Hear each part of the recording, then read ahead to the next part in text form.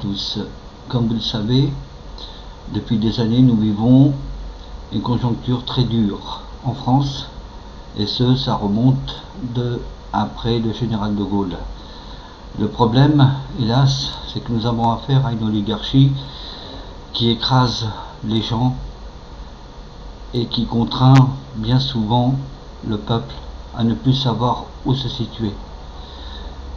Le problème reste encore qu'il y a beaucoup de divergences au sein du peuple. Chacun tire un petit peu sa couverture de son côté. C'est malheureux, parce que dans la majorité des cas, les gens veulent la même chose, avoir une démocratie réelle, avoir une vie pour leurs enfants, pour leur famille, et aussi pouvoir, comment dire, être en paix. Aujourd'hui, on n'arrête pas sans arrêt de faire du communautarisme.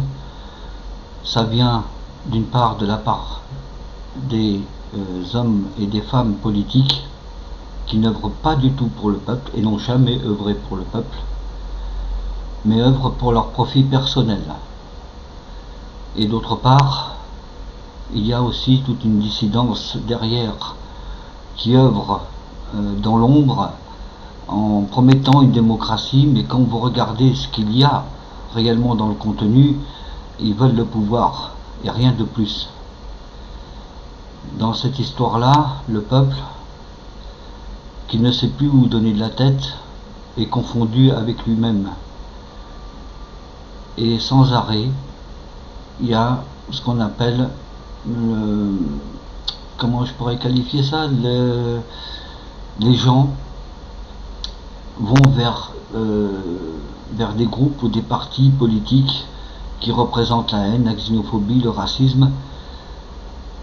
Et c'est pareil pour nos élites, comme on le dit si bien, nos fameuses élites politiques, qui eux font la même chose, bien sûr, parce que leur intérêt c'est d'abord pour eux-mêmes.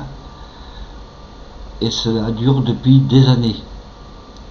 J'espère simplement et sincèrement que les gens vont arrêter d'adhérer à tous ces genres de mouvements et arrêter aussi d'adhérer à tous ces partis politiques. Il ne s'agit pas d'être pour un tel ou pour un tel, mais pour le bien de tous. Il faut se rassembler en une idée commune, la nôtre. Pendant des années, on a toujours voté, ou on n'a pas voté, mais on a laissé faire les choses. Et ces gens-là s'en foutent complètement de ce que vous fassiez. Ils veulent une chose, c'est d'accéder au pouvoir.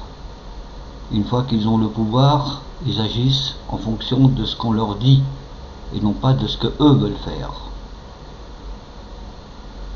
Voilà, ça c'est ma petite parenthèse. Une autre parenthèse maintenant, c'est concernant les Anonymous et Anonymous, qui œuvrent dans l'ombre depuis des années pour le bien et la liberté des peuples. Le fait de porter le masque de Guy Fawkes fait qu'on adhère à l'idée de la liberté, du partage, de l'amour de son prochain et de tout ce qui est en rapport avec cette idée. Le problème, c'est que beaucoup se servent de ce masque pour leur profit personnel. Il y a aussi, et ça c'est très souvent, qu'ils œuvrent aussi pour des partis politiques ou de la dissidence. Cette dissidence qui derrière veut réinstaurer le même système que l'oligarchie actuelle. Que dire de plus? Alors je voudrais saluer les Anonymous et Anonymous qui travaillent dans l'ombre depuis des années sur la toile et qui œuvrent pour le bien et la liberté de tous. Je tiens à préciser que ces gens-là, ce collectif n'est pas notre ennemi. Il est au contraire pour le bien du peuple. Il veut au fond une véritable démocratie où le peuple va pouvoir s'exprimer. Je ne parle pas au nom du collectif Anonymous. Voilà. C'est moi personnellement qui le dis par rapport à mon expérience personnelle et aussi par rapport à la vie que j'ai vue. J'ai 56 ans et je souhaite sincèrement que les gens vont se ressaisir. Alors oui, il y a beaucoup d'attraits d'un autre côté qui vous font penser que, mais non, c'est pas ça. Ce qu'il faut en réalité, c'est que vous deveniez libre, que vous pensiez par vous-même et non pas de ce qu'on vous dit. Il a dit, il m'a dit, je lui ai dit, on nous a dit et on m'a redit et je le dis. C'est pas ça. Mais maintenant, laissez les livres de côté, les religions de côté et tout ce que vous avez appris. Maintenant, vous restez avec vous-même et vous allez vous poser cette question. Qu'est-ce que je veux moi réellement? C'est tout. Alors vous aurez des images de ce qu'on vous a dit, de ce qu'il m'a dit, de ce qu'on nous a dit, etc. Mais au bout d'un moment, ces images vont disparaître. Et vous allez vous retrouver face à vous-même. Et c'est là que vous allez sonder ce qu'il y a de meilleur en vous. Et bien ce meilleur, il va falloir le ressortir. Pendant quelques mois, voire quelques années, vous serez en conflit avec vous-même. Et c'est normal. C'est ce qu'on appelle le combat du bien contre le mal, le combat de l'être de mauvais qu'il y a en nous contre l'être de bien. Et ça prend des mois, pour d'autres ça prendra des années. Moi ça m'a pris des années et j'ai fait mon choix. Et c'est comme ça, c'est pas autrement. Et je continuerai le combat jusqu'à ce que je ne serai plus de ce monde. Voilà pour cette autre parenthèse. Le prochain sujet que je vais aborder, ça va être nous-mêmes. J'ai un groupe. Dans ce groupe, on est quelques pèlerins et quelques pèlerines. Et le but, ça va être de se rassembler. Alors je ne veux pas, et ça c'est clair, net et précis, je ne veux pas du pouvoir.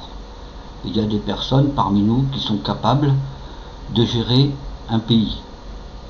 Mais pas une personne, c'est un ensemble de personnes. Le but est de créer un conseil citoyen et citoyenne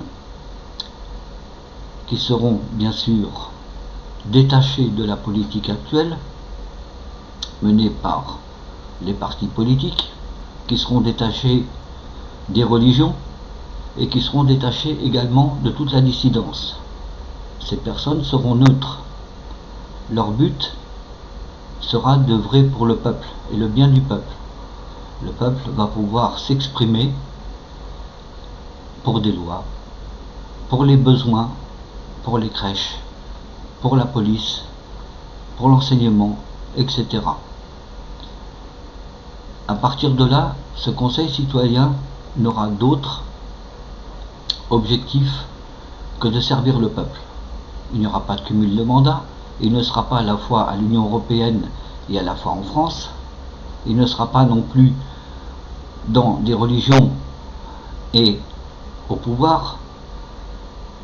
Le but est de pouvoir et de permettre à chacun d'avoir des choses en pratique. Je vous donne un exemple. Dans une région, on a besoin d'une crèche ou d'agrandir la crèche pour que les enfants puissent aller à l'école. Ceci sera porté. Par la suite, il y a d'autres, comme je pourrais mettre, entre guillemets, des doléances ou des choses qui sont l'intérêt de tous. Par exemple, on veut une meilleure suivi dans l'éducation, on veut une meilleure apprentissage de nos enfants, un accompagnement. On veut que les personnes soient protégées pour leur bien, dans leur commerce, dans leur travail. On veut que les gens puissent accéder à la culture, puissent accéder au logement, puissent vivre enfin quelque chose de différent. Alors pour ce qui concerne le travail, ce sera de même. Donc les artisans, les commerçants, les PME, les PMI, les TPE, les TPI, tous ces gens-là, ces protagonistes du travail, il y a des réformes que j'ai mises et dans lesquelles je ne suis pas le seul. Ce sont des gens, monsieur et madame tout le monde, qui ont contribué. On était 4 ou 5, mais ça s'est fait par mail. Ça s'est pas fait par par vas-y que je t'envoie des courriers et tout le reste. Donc le mail c'est un courrier, mais bon c'est comme ça. Et ces gens-là m'ont apporté leur soutien, non pas à ma personne, mais par rapport à l'idée que je mettais. Il y a des choses que j'ai faites de par moi-même et d'autres que d'autres ont apporté. Alors à partir de là, dans ce groupe, on ne va pas, comment dire ça, parler de la politique actuelle. Hein, ça sert à rien. Il s'agit d'œuvrer maintenant pour nous-mêmes. Alors à ces gens-là qui sont dans le travail et qu'ils en peuvent plus, comme aux patrons, aux petits patrons, etc. Ceux-là, vous trouverez les ressources nécessaires. C'est-à-dire que vous allez œuvrer aussi pour défendre votre travail, votre outil de travail, et aussi votre vie, qui actuellement est complètement écrasée par le RSI, par les diverses cotisations, etc. Alors ne pas confondre les cotisations et comment s'appelle les charges, qui sont deux choses différentes. Mon oncle était patron, donc je sais de quoi je parle. Là-dessus aussi, vous allez pouvoir non seulement vous exprimer, mais vous allez pouvoir aussi regarder ce que j'ai inscrit en ce qui vous concerne. Et vous allez pouvoir vous prononcer si cela vous convient ou pas. Le but est un dialogue. Le dialogue va se faire entre nous tous, de façon à mettre en place ce qu'on appelle un programme politique qui soit cohérent envers tout le monde, et de trouver des solutions ensemble. Nous avons 4 ans et demi pour le faire, et à partir de là, quand nous aurons mis tout en place quelque chose, il faudra le faire aussi dans vos régions, c'est-à-dire que vous soyez de France ou de Navarre ou des Dom-Tom ou de comment ça s'appelle, la Corse, eh bien vous allez créer des groupes hein, avec le même logo ou bien sans le même logo, à votre convenance, hein, c'est libre. Donc vous serez administrateur et administratrice de vos pages et vous allez défendre l'idée de base commune. Moi c'est ce qu'on appelle des prémices, voilà, c'est pas du figé complètement. Pardon. Après, à partir de là, quand nous serons rassemblés, que nous dépasserons les millions de personnes, c'est de former une force commune. Alors, dans cette force commune, il y aura des gens qui vont parler, c'est-à-dire des intervenants, mais il n'y a pas, je veux dire, quelqu'un qui va être élu. Chaque personne qui va rejoindre ce groupe va former une voix. Si nous sommes 10 millions, chacun d'entre vous aura 10 millions de voix. Ce qui n'est pas du tout pareil. Ça veut dire que vous êtes en droit légitime de parler et de dire ce que vous avez à dire. Bien sûr est exclu tout le retour en arrière concernant le droit à l'avortement, et aussi de zigouiller les gens, soit par guillotine, soit par balle, soit par etc. Enfin, tous les moyens techniques qui sont ignobles. Les personnes qui auront commis des faits et des actes durs se verront une incarcération, voire une incarcération à vie, pour certains d'entre eux. Je nomme avec un suivi dans une unité spécialisée. Je nomme principalement pour la pédophilie et autres. Ce n'est pas normal. Donc, pour revenir un petit peu, quand vous allez créer ces groupes et que nous sommes rassemblés, que nous formons une force, il y aura des intervenants. Ces intervenants, c'est vous. En un mot, c'est ça. C'est vous qui allez intervenir. C'est-à-dire, c'est pas moi qui va venir aller dans des meetings et tout le Bataclan. Voilà, donc c'est pas question. C'est vous-même qui allez intervenir au sein de votre région et vous deviendrez une force vous-même. Alors il y a des personnes qui seront capables de parler, d'autres un peu moins. Moi c'est la première fois que je le fais en caméra, c'est pas facile, mais j'y arrive. Et à partir de là, quand vous interviendrez, donc vous défendrez ce qu'on appelle la cause commune. La cause commune, c'est celle de tout le monde, où on s'est mis tous d'accord pour le même système. Quand je parle de système, je parle d'une démocratie réelle. Pour les lois, c'est nous qui allons les voter, le Conseil citoyen et citoyenne ne les votera pas. Il y aura éventuellement, on peut le supposer ou peut-être pas, un Conseil supérieur du citoyen et citoyenne, qu'on va appeler entre guillemets des sages. Ça, on verra par la suite. Celui-ci aura pour rôle de valider les lois que le peuple aura apportées au sein du Conseil citoyen et citoyenne. Ce Conseil citoyen et citoyenne, c'est monsieur et madame tout le monde qui va y être. En un mot, c'est ça. C'est-à-dire n'importe qui pourra prétendre. La seule chose qu'il y aura de différence, c'est les compétences que chacun aura. Par exemple, une personne est capable dans le domaine de la santé, un autre dans le logement, etc. Dans les infrastructures, pour la police, pour la gendarmerie, pour l'armée et pour bien d'autres activités. Pardon. Alors, ces gens-là n'ont aucune appartenance. Ils vont venir se présenter devant vous comme le ferait n'importe quelle personne vis-à-vis d'un employeur. L'employeur, c'est nous tous. Ces gens-là vont venir, je ne les connais pas, je ne sais pas qui ils sont. Je n'ai aucune idée de qui ils sont. Donc, ces gens-là vont venir devant vous, vont exprimer leurs compétences en fournissant les éléments qui est propre à leur façon d'être, comme on peut dire entre guillemets un CV. Il y aura 3, 4, 5, 6 personnes pour le même poste, et là vous déterminerez la personne qui sera le plus apte à faire les choses. Le droit à la révocation sera applicable. Ça veut dire que chaque citoyen et citoyenne pourra se réunir dans sa région, comme c'est-à-dire au niveau de l'État, et révoquer la personne. Il n'y a pas une procédure spéciale. Voilà. Donc le cumul des mandats, bien sûr, il n'y en aura pas. Comme on dit plus simplement, la personne qui s'engage, c'est un peu comme un sacerdoce. Il n'y aura pas des cumuls de mandats, des cumuls alors des voitures de fonction, des logements, etc., etc. Tout ça, c'est balayé, il n'y en aura pas. À partir de là, eh bien, écoutez, je pense qu'on va pouvoir mettre en place ces choses. Il vous appartient à vous et à nous tous de se rassembler autour d'une base et une idée commune. Maintenant, vous n'avez pas envie, vous trouvez que c'est utopiste. L'utopie, c'est ce qu'on appelle, c'est la ligne d'horizon.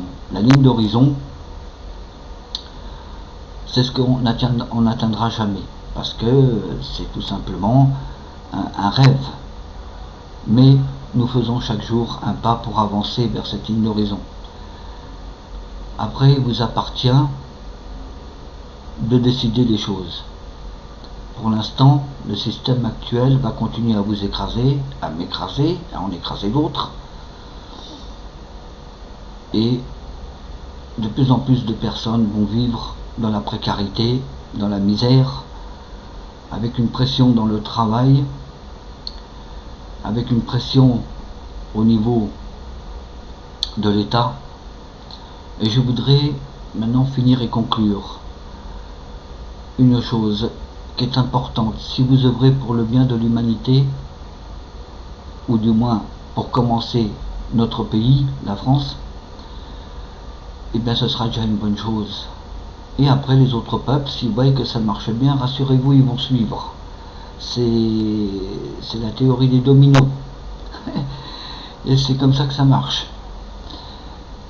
Et enfin, pour dire une chose, je voudrais adresser un message aux médias qui nous entourent depuis des années. J'ai constaté depuis pas mal d'années, je ne suis pas le seul, que hélas vous œuvrez pas pour la démocratie. Vous appelez démocratie, c'est une fausse démocratie. Si vous connaissiez l'histoire, je n'ai pas fait d'histoire, je n'ai pas été vraiment calé ni en géographie, mais par contre ce que j'ai appris en regardant un petit peu la France, et ce que j'ai appris en regardant un petit peu notre histoire, qu'il y a un gros problème avec votre interprétation de la démocratie. Le problème, il est que ce sont un électorat, ce sont que des électorats qui votent pour ces partis-là. Et cet électorat est de 3, 5, 10 millions à peu près, voire un peu plus. Et cet électorat œuvre bien sûr pour leurs propres intérêts. C'est comme ça que ça fonctionne. Alors 10 millions ou 15 millions ne représentent pas la France. Je suis désolé pour vous, mais il va falloir que vous revoyiez un petit peu votre cursus, parce que je ne sais pas ce que vous avez appris dans vos écoles de journalisme, de télévision et autres, mais apparemment c'est aussi un endoctrinement assez poussé. J'ai eu déjà des textes, j'ai vu un peu votre façon d'agir. Vous détournez le peuple de la vérité. Or, normalement, dans l'histoire, un média, quel qu'il soit, ne doit pas se prononcer. Il doit rester neutre. Il prend l'information, il la retransmet, et ça s'arrête là. Il n'a pas à faire ses commentaires en invitant des protagonistes de X ou d'Y ou de Z qui arrivent et qui œuvrent plutôt pour...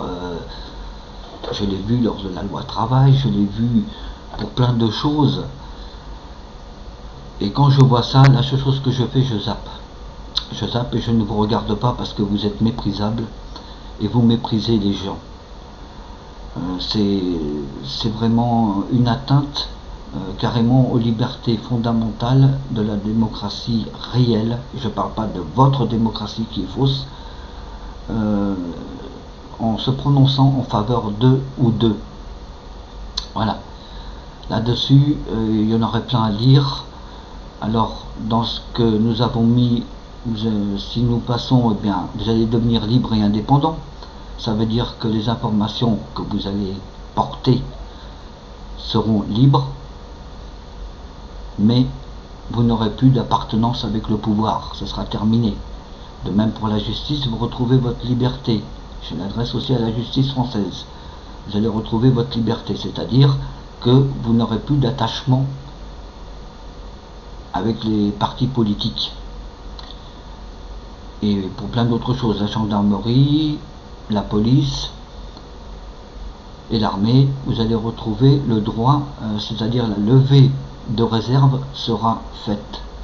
Vous allez pouvoir vous exprimer soit à travers les commissariats, la caserne ou autres. Vous allez pouvoir vous exprimer par rapport au Conseil citoyen et citoyenne. Et là, à ce moment-là, on fera ce qu'on pourra pour que vous soyez le mieux possible dans vos fonctions. Ça évitera d'avoir des tiraillements, d'attendre 4 ans pour avoir du matériel, 5 ans pour avoir des hommes et 6 ans pour avoir la logistique. Le but est de protéger le peuple et non pas de se retourner contre le peuple. Ensuite, si vous devez intervenir, cela vous appartient, mais ça s'arrête là. Il y aura d'autres moyens qui seront mis en œuvre et nous verrons ça tous ensemble. Sur ce, à la prochaine vidéo que je vous ferai, je donnerai beaucoup plus de détails ou éventuellement sur le réseau social Facebook. Et j'espère que vous allez tous bien vous porter. Je fais un gros bisou à mes amis et je vous souhaite paix, prospérité et amour pour tous. Merci.